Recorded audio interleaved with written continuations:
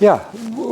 zaključek okrogle mize izhaja iz samega uvoda okrogle mize, in sicer, da promet ni samo promet, da na promet vplivamo iz številnih aspektov lahko in da smo tudi v preteklih desetletjih razvijali prostor, poselitev, storitve v prostoru in tako naprej na način, da je to vplivalo tudi na promet. Skratka,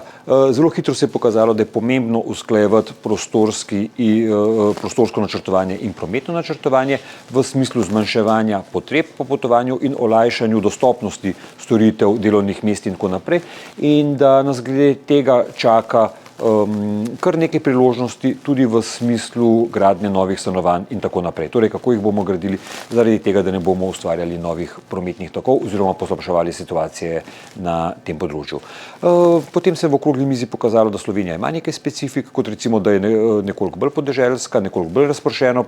poseljena, kar seveda na nek način ali pa iz enega aspekta tudi otežuje razvoj trajnostnih oblik potovanja, kar pa nikakor ne pomeni, da to ne mogoče, samo da je treba nekoliko bolj pozorno ali pa previdno oblikovati in razvijati ukrepe, ki bodo omogočili večjim ljudem, da potujejo brez avtomobila bolj enostavno, bolj varno in bolj udobno. Potem pa smo na okrogli mizi govorili tudi o tem, da je določena priložnost tudi v vzgoji mlajše generacije in da se to tudi zelo stvarno kaže v tem, da je za Slovenijo nekaj novega, koliko otrok potuje v šolo z avtomobilom in tudi na tem področju lahko in se splača spreminjati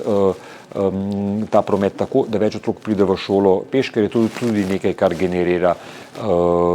prometne tokove, še posebej na ravni manjših krajev. In verjetno bistveno vprašanje današnje okrogle mize je bilo,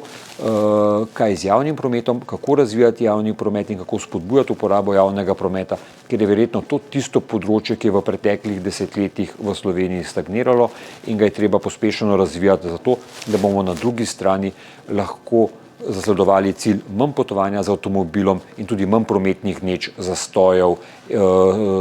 sredstev, prostora in tako naprej namenjenega avtomobilom. Gre za vprašanje večjih ministrstev, večjih služb, absolutno pa je treba pristopati po mojem mnenju iz stališča prostora,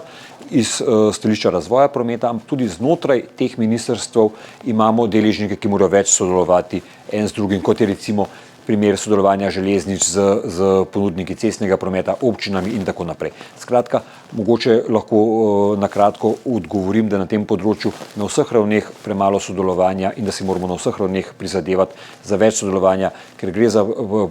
izzive, ki praviloma presežejo raven ene službe, enega sektorja, enega ministrstva.